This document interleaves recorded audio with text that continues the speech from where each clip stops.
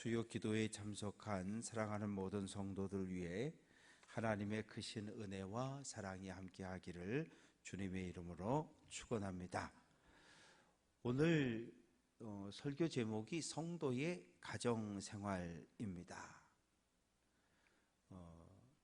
가정이라고 하는 것은 집가자에 뜰정자, 마당정자를 쓰고 있어요. 그래서 한 개인이 아닌 가족, 식구들의 모임을 가정이라고 이야기합니다. 그런데 가족이 만들어지는 과정을 보면 일단 부부가 결혼을 해야 합니다. 그래서 자녀가 태어나기도 하고, 또 때로는 입양하기도 하고, 또 때로는 특별한 인연으로 인해서 양어머니, 양딸의 이런 관계가 만들어지기도 해요. 그런데 분명한 것은 우리가 머릿속에 가지고 있는 그 가정의 모범 답안이라고 하는 건 존재하지 않아요. 오랫동안 가족들을 그려라 그러면 아빠 그리고 엄마 그리고 아들 그리고 딸 그리고 네 식구 그려놓으면 되는 거였거든요. 그런데 오늘 우리가 살아가는 이 땅의 가정들을 보면 이런 가정은 거의 드물어요. 가정이라고 하는 것이 세워지는데 오늘 우리가 살아가는 이 땅에는 1인 가정이 너무 많아요. 점점점 늘어나고 있어요. 4가정 가운데 한 가정이 1인 가구입니다. 그런데 점점점 늘어난다는 거예요. 그럼 어떻게 해서 한 사람이 한 가정을 이루고 살아가는가? 옛날엔 대가족이었어요. 부부가 결혼을 하고 자녀를 낳고 연로하신 부모님을 모시고 살았어요. 이것을 대가족이라고 말해요. 3대가 함께 살아요. 혹은 4대가 함께 살아요. 장점이 있어요. 도와주는 사람들이 많아요. 어려움을 만났을 때 도움을 받을 수 있고, 그리고 뭔가 문제가 생겼을 때 지혜를 얻을 수 있다는 장점이 있어요. 단점도 있어요. 내 생각보다는 집안의 어른, 할아버지의 의도에 따라서 모든 것이 움직여질 가능성이 많아요. 그래서 대가족이 장점도 있고 단점도 있어요. 모든 일에 100% 좋은 일만 있다, 그건 절대 없어요. 반드시 장점이 있으면 단점이 있게 되어져 있습니다. 그리고 두 번째, 이 대가족에서 핵가족으로 바뀌는 거예요. 핵가족은 무엇입니까? 부부가 결혼하고 아이들과 함께 아들을, 딸들을 낳고서 살아가는 이 가족을 핵가족, 부모와 따로, 할아버지 할머니 따로, 오직 부모와 자녀들이 함께 살아가는 이 가정을 핵가족이라고 이야기합니다. 그런데 이제는 이 핵가족도 유지가 안 되는 거예요. 1인 가구들이 늘어나고 있는데 어째서 1인 가구가 만들어졌을까요? 부부가 결혼했습니다. 자녀들 다 출가시켰어요. 그런데 남편이 혹은 아내가 먼저 세상을 떠나고 사별해서 혼자 남았어요. 때로는 이혼을 해서 혼자 남게 되었습니다. 그래서 1인 가족이 만들어졌어요. 혼자 살다 보니까 너무 외로워서 어떻게 해요? 강아지도 데려다 키우고 고양이도 데려다 키우고, 이제는 강아지와 고양이를 가족처럼 그렇게 함께 지내는 사람들이 1000만 명이 넘는 그런 시대가 되었어요. 왜 강아지와 고양이를 그렇게 애지중지하고, 강아지나 고양이가 수십 년 키우던 강아지와 고양이가 죽으면 완전히 식음을 전폐하고 알아 누울까요? 이게 그냥 강아지가 아니라 이게 가족이 되어버렸기 때문에 그래요. 개나 고양이는 감정을 가지고 있어요. 그리고 개와 고양이가 어느 정도 사람과 함께 지내다 보면 사람의 마음을 너무 잘 읽어요. 이 강아지의 귀가 얼마나 뛰어난지, 주인이 타고 오는 차의 엔진 소리를 기억하고, 집안에 있는 사람들은 모르는데 이 강아지는 벌써 알아요. 어느 정도면 2km 정도 집에 근처에 오면 그 엔진 소리를 듣는다는 거예요. 그래서 그때부터 들고 뛰기 시작한다는 거예요. 아직도 오지도 않았는데. 그래서 사람에게 정을 누리며 살아가지 못하고 강아지와 고양이와 함께 삶을 살아가는 사람들이 점점점 늘어가고 있어요. 20, 30, 나이 40은 됐는데 부모와 함께 살기는 싫고 그래서 부모에게서 떨어져서 혼자 방을 얻어서 생활하는 20대, 30대, 40대 젊은 사람들이 점점점 늘어나고 1인 가정을 꾸려가고 있습니다. 또 기러기 가족이 있어요. 한동안은 남편은 한국에서 돈 벌고 아내는 아이들 데리고 미국으로, 카나다로, 호주로 이런 기러기 가족들이 있었는데 이것도 참 많은 사회적 문제를 만들어냈잖아요. 아내와 아이들을 해외 보내고 혼자서 직장 생활하다가 술에 취약 중독되기도 하고 또 홀로 있다가 목숨을 잃기도 하고 뭐 이런저런 일들이 많이 일어났습니다. 요즘 사회가 이상해요. 우리가 생각하는 옛날에 저도 이제 환갑 지났으니까 옛날 얘기 좀 해도 되잖아요. 우리가 어렸을 때 가지고 있던 그런 생각들을 이제 젊은 사람들은 하지 않아요. 결혼을 하기는 하는데 아이는 안 낳겠다는 거예요. 그냥 둘이 즐기며 산다는 거예요. 노후 신경 안 쓰는 거예요. 그냥 오늘 우리를 위해서 많은 돈을 투자하고 사고 싶은 차 사고 뭐 그러면서 그냥 둘만의 삶을 인생을 살아가겠다고 하는 이런 사람들이 있어요.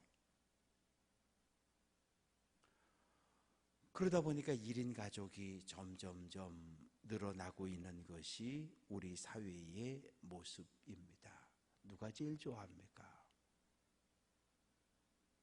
대기업들이 좋아해요. 건축업자들이 좋아해요. 왜냐하면 옛날에 한 집에 저희도 5 식구가 살았거든요. 아빠, 엄마, 아들 셋. 그러면 5 식구가 살든 6 식구가 살든 7 식구가 살든 냉장고 몇 개 있으면 돼요? 하나 있으면 돼요. 하나 있으면 돼. 텔레비 몇 개 있으면 돼요? 하나 있으면 돼요. 저녁에 거실에 밥 먹고 다 모여서 다 같이 텔레비 보면 돼요. 그런데 자본주의 사회의 특성은 사람들이 한 집에 모여 사는 걸 좋아하지 않아요. 뿔뿔이 흩어지는 걸 좋아해요. 그러면 1인 가족이 늘어나면 늘어날수록 누가 돈을 버는 거예요? 재벌들이 돈을 버는 거예요. 왜? 텔레비 한 대 팔고 4대 팔고 5대 파는 거고. 집을 짓는 건축업자들도 옛날에는 4인 가족을 기준으로 집을 건축을 했는데 요즘은 한 사람 내지 2사람이 사는 원룸들을 점점점 많이 짓는다는 거예요. 왜? 4명, 5명 이런 가족들이 사는 아파트는 이제 점점점 안 팔린다는 거예요. 그래서 자본주의의 특징은 가족들이 모이는 꼴을 못 봐. 흩어나야 돼. 그래야 텔레비도 더 팔고 냉장고도 더 팔고 오디오도 더 팔고 차도 더 팔고. 가족들이 여럿이 있으면 차 한 대, 2대 가지고 왔다 갔다 서로 쓰면 되는데 한 사람씩 살다 보니까 차를 한 대씩 다 가지고 있잖아요. 4명이 사는데 차가 4대 아니면 3대. 이런 모습들이 뭐 별로 이상한 모습은 아닙니다. 그래서 오늘 이 크리스찬의 가정들이 어떠한 모습으로 살아가고 있는가? 아니, 우리 교회에 있는 성도들의 삶의 모습이 어떠한가? 1인 가정 많죠. 저희 교회도 많이 있어요. 그런가 하면 이렇게 핵가족으로 살아가는 또 3대가 모여 사는 3대가 모여 사는 집이 어디 있나? 김연란 권사님 내가 지금 3대가 살죠. 3대가 살고 먼저 탁 권사님 계실 땐 4대가 살았고 우리 방순례 권사님 내가 어쨌든 위아래 해가지고 3대가 살죠. 거기도 3대가 모여서 사는 집을 찾아보기가 쉽지 않아요. 이것이 오늘 우리가 살아가고 있는 이 땅의 가정들의 모습입니다. 하나님이 원하셨던 건 무엇일까요? 아담이 혼자 있는 것을 보고 하나님이 마음이 아프셨어요. 걸리셨어요. 혼자 있는 것이 보기 안 좋았어요. 그래서 어떻게 합니까? 아담을 창조하시고 둘을 짝을 지어 가정을 만들어 놓습니다. 아담과 하와가 결혼하고 가인이 태어나고 아벨이 태어나고 이 형제 간에도 싸움이 나가지고 형이 동생을 때려 죽이잖아요. 그런데 뭐 성경에만 이런 이야기가 있습니까? 오늘 이 시대 우리가 살아가는 이 세상에도 얼마나 형제들이 다투고 쌈박질 하는지 몰라요. 그러다가 형제끼리 치고받고 싸우고 때로는 죽이기도 하고, 그래서 이게 형제가 아니라 왼수가 돼버리고 집안을 아주 망쳐버리는 이런 일들이 오늘 우리 사회에도 일어나요.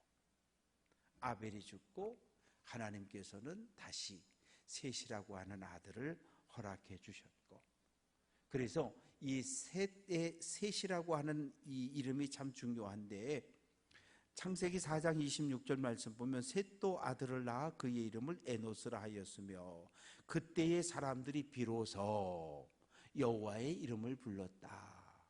셋의 가정에서 비로소 처음으로 여호와의 이름을 불렀다는 얘기는 예배했다는 이야기예요.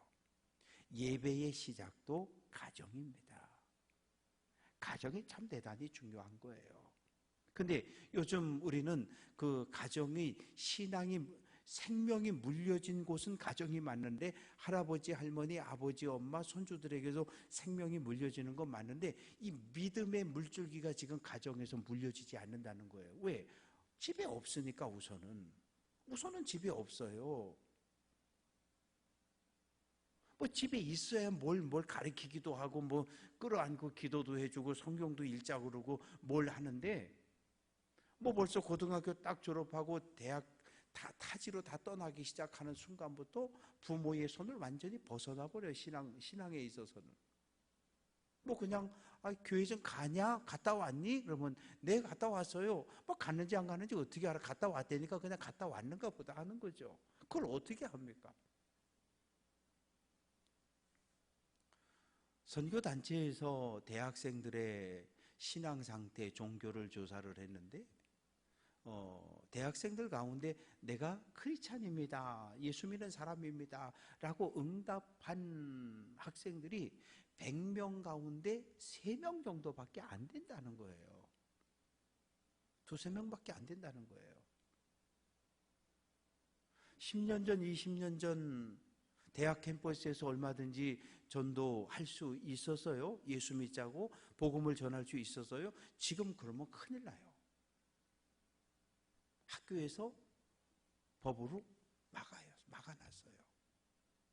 원하지 않는데 자꾸 예수 믿으라고 와서 복음을 전하면 경고를 줘요. 세상이 많이 변했어요. 제가 교회를 처음 간 것은 초등학교 4학년 때입니다. 교회 가면 아이들이 얼마나 많았는지 몰라요. 어느 교회나 다 그랬어요.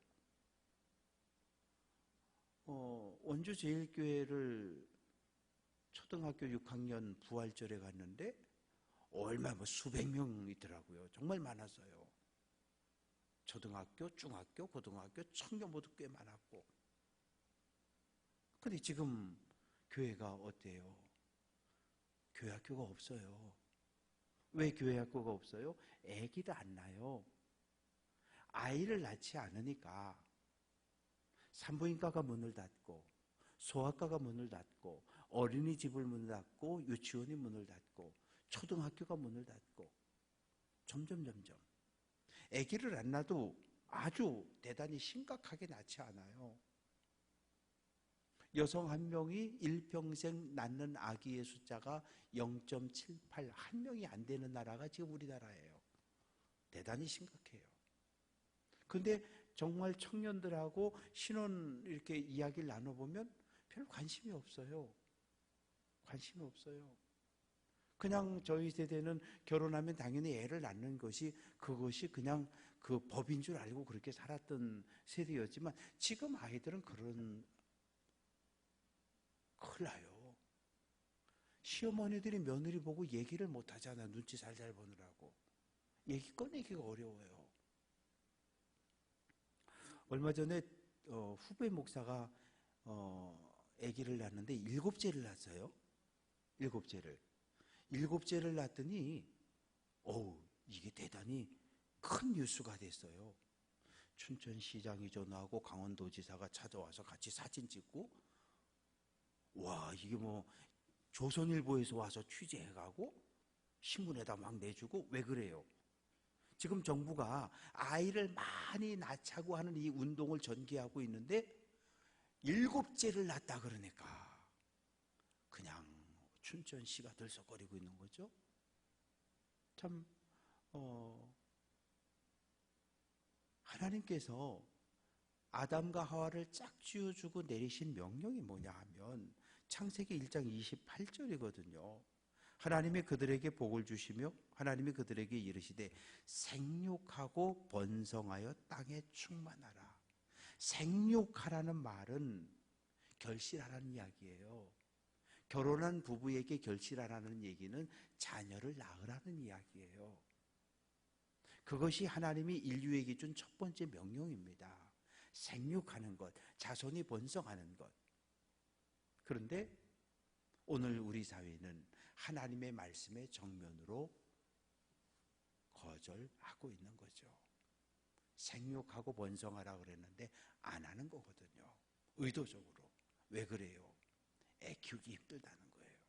근데 우리나라가 애 키우기 정말 어려운 나라인 건 맞아요. 애가 태어나는 그 순간부터 경쟁에 뛰어들기 시작해요. 언제부터? 3살, 4살, 5살, 6살. 어디 뭐 좋은 어린이집이 있다, 어디 뭐 영어를 뭐 원어민이 와서 가르친다 그러면 부모들이 그냥 전날부터 쫙 줄을 서서 거기 집어넣으려고. 거기 못 집어넣으면 우리 아이 인생이 망가진 줄 알고. 초등학교, 중학교, 벌써 초등학교만 들어가도 애들 학원을 몇 개씩 보내야 되잖아요.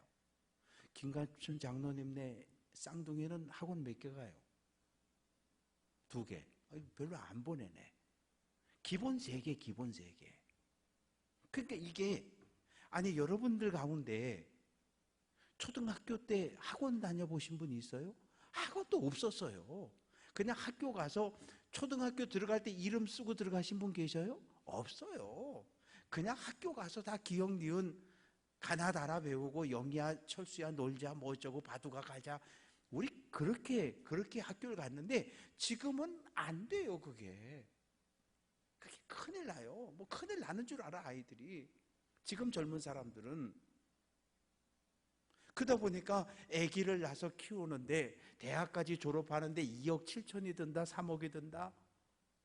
그냥 뭐 얘기만 나오면 돈 그러니까 그냥 기가 확 찔려가지고 아기 낳을 생각을 아예 포기해버리는 거예요. 결혼도 힘들어요. 왜? 뭐 남자 집이 있어야지 결혼도 하고 직장도 그렇고.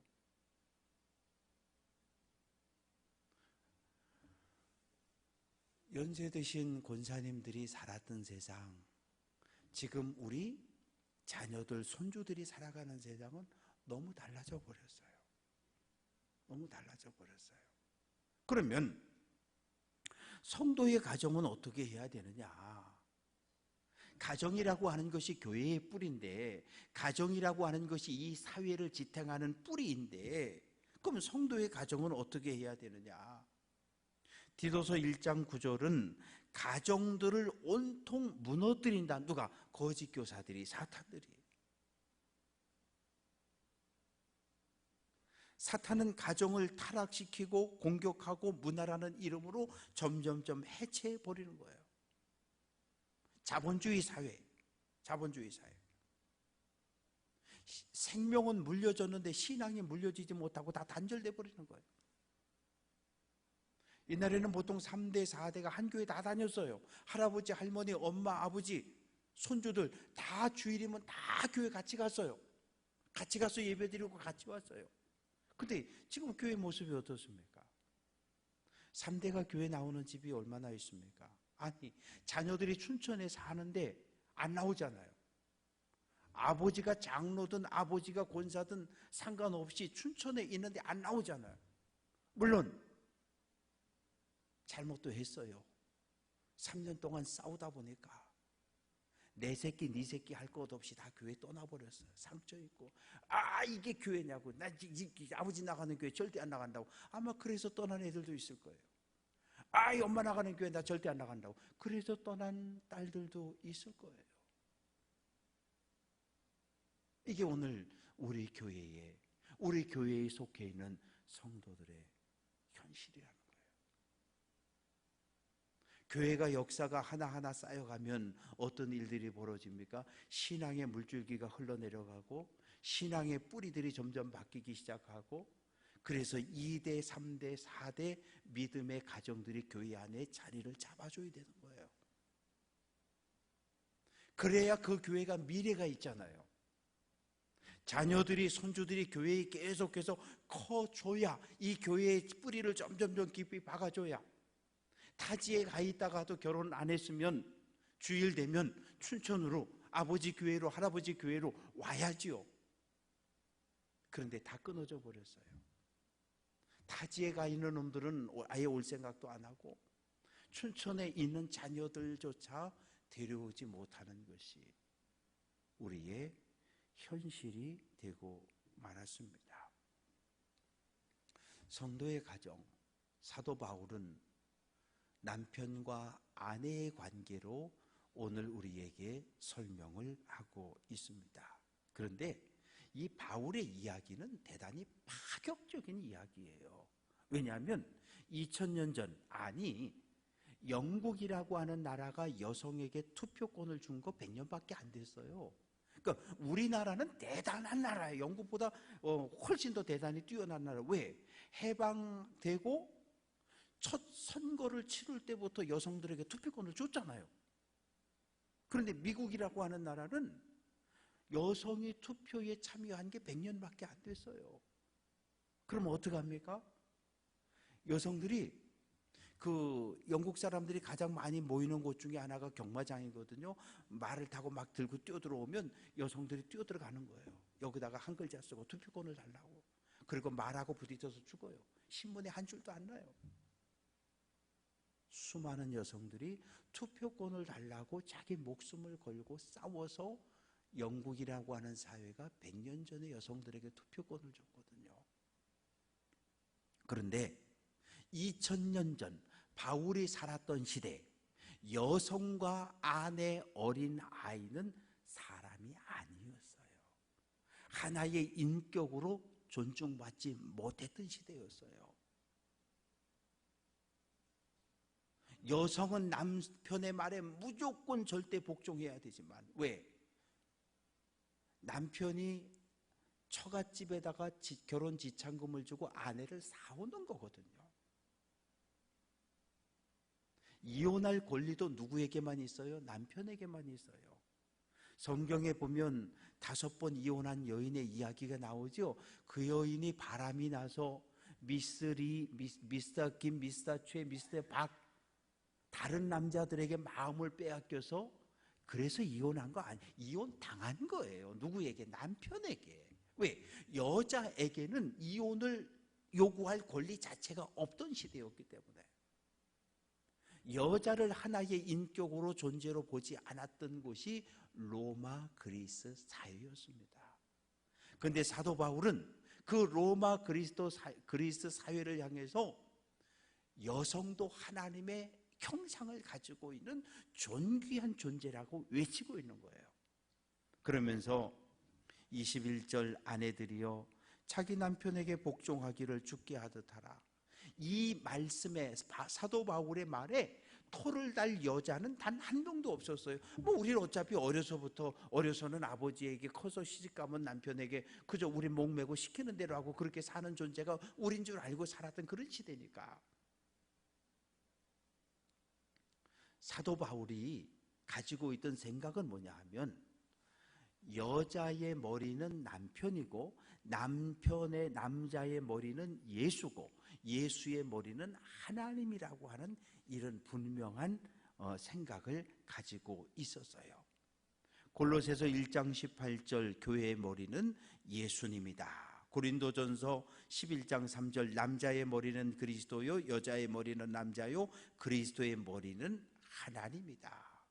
그런데 여성들에게 어쩔 수 없는 시대적 흐름, 시대의 가치관에 따라서 억지로 남편의 말에 복종하지 말고 주님의 말씀에 복종하는 그런 마음을 가지고 남편에게 복종하고 남편의 지도력을 따라가라고 말하는 거예요. 여성들은 모두 아멘하고 받을 수 있는 말씀이었어요. 그 당시로서는.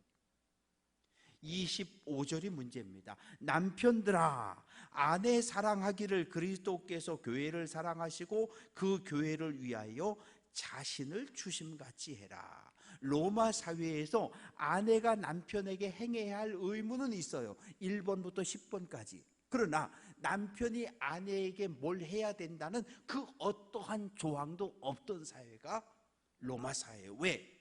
철저한 남성 중심 가부장적인 사회가 로마 사회였기 때문이에요. 그리스도께서 교회를 사랑하시고 교회를 위해서 자신을 주신같이 해라. 교회를 사랑하셨어요? 어떻게? 제자들 앞에 무릎 꿇고 발을 닦여줬어요? 교회를 위해서 자신을 내어놓으셨어요? 어디에? 십자가에. 그런데 누구를 위해서? 아내에게 무릎 꿇고 발을 닦여주고 아내를 위해 내 목숨을 내놓으라는 거예요.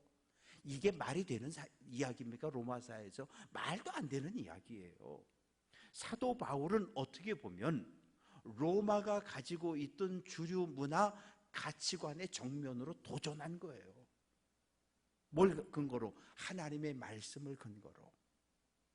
여성도 하나님의 형상을 가진 존귀한 존재라는 이 말씀을 가지고 로마 사회에 돌을 던졌던 거예요. 140년 전에 이 땅에 복음이 들어왔잖아요. 1884년에 복음이 들어왔어요. 선교사들의 외침이 무엇입니까? 모든 사람은 하나님의 형상을 가진 평등한 사람이라는 거예요. 교회에는 양반도 오고 쌍놈도 오고 백정도 오고 천민도 오고 다 들어왔는데 교회 밖에서는 양반과 종과 천민의 차이가 있지만 교회 안에서는 모든 가치가 신분이 다 무너진 사회, 모두가 공평한 사회. 그러니 조선사회가 교회를 용납할 수 있습니까? 용납 못하는 거죠. 조선사회가 세워놓은 모든 가치를 교회는 부정했거든요. 그래서 교회가 박해를 당하고 핍박을 당하는 거예요. 그러면 사도 바울은 왜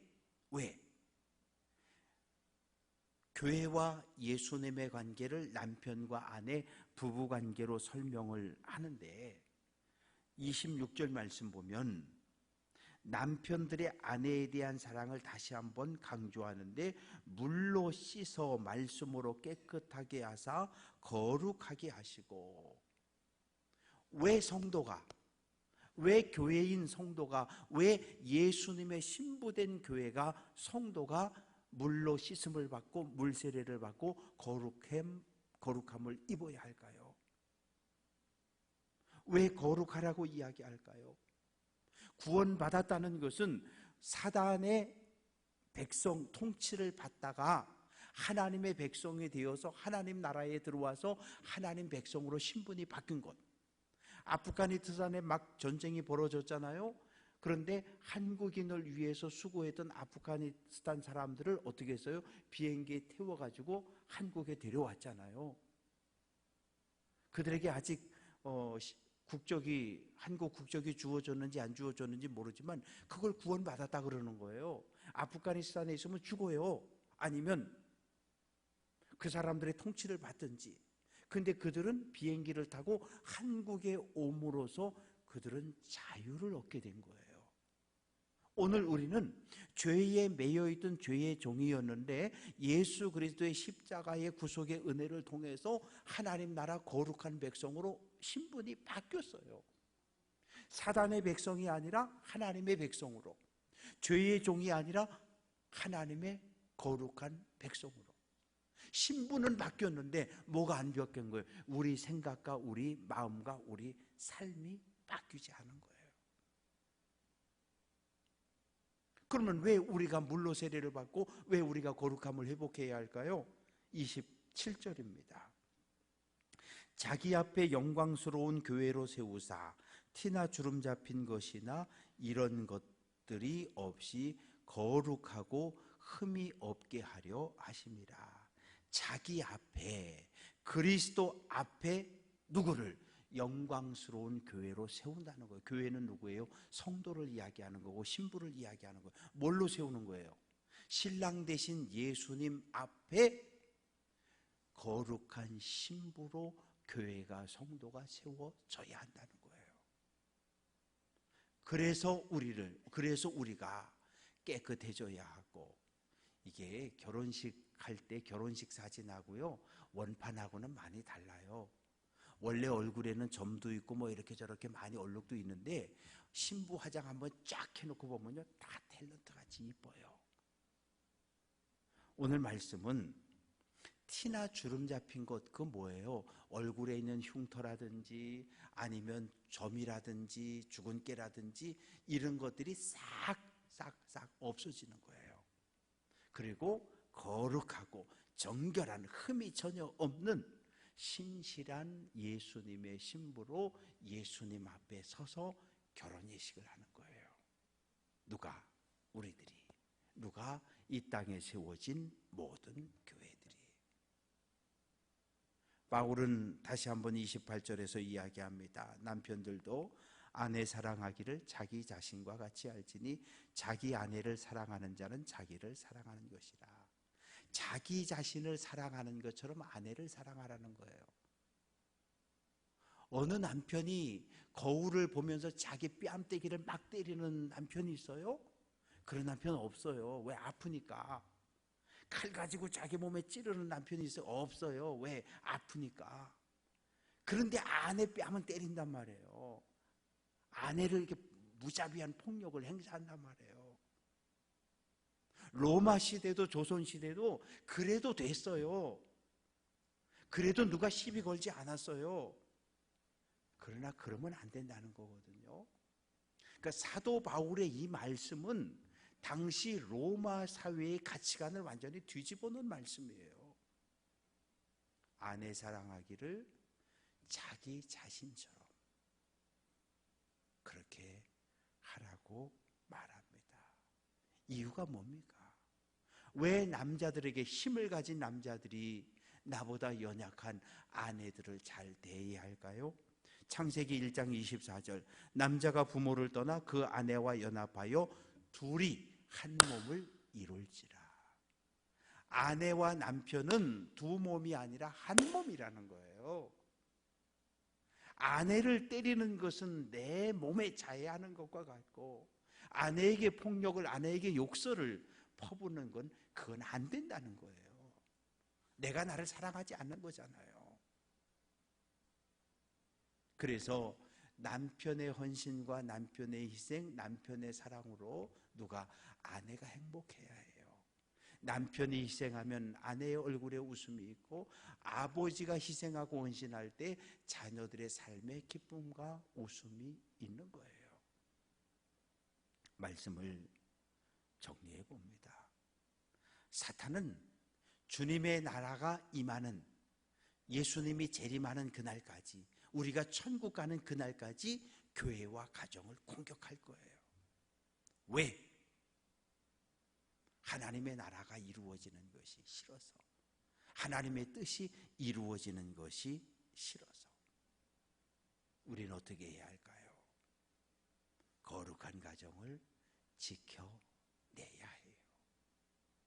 가정이라고 하는 건 1인 가정도 있고 2인 가정도 있고, 부모와 자녀가 함께 생활하는 가정도 있고, 3대가 생활하는 대가족도 있고, 어떤 가정의 형태를 가지고 있든지 가정이 건강하고 가정이 행복해야 교회가 평안해요. 교회가 행복합니다. 그래서 권사님들 날마다 새벽마다 나와서 기도하는 거 어디까지 기도해요? 손주들까지 기도하잖아요. 손주들 시험 붙게 해달라고, 합격시켜달라고. 또 기껏 이제 합격해놓으면 목사님 우리 손녀딸이 합격했어요. 몇 년 지나면 또 기도 제목이 바뀌어요. 뭘로? 결혼하게 해달라고. 거기까지예요. 거기까지. 바라고 소망하는 것은 생명이 물려준 자녀손들에게 하나님을 향한 확고한 믿음의 물줄기가 물려지고 믿음을 유산으로 물려줘서 주님의 몸인 교회를 든든히 세워가고 하나님이 보시기에 좋은 가정들을 세워갈 수 있는 귀한 성도들 될 수 있기를 주님의 이름으로 축원합니다.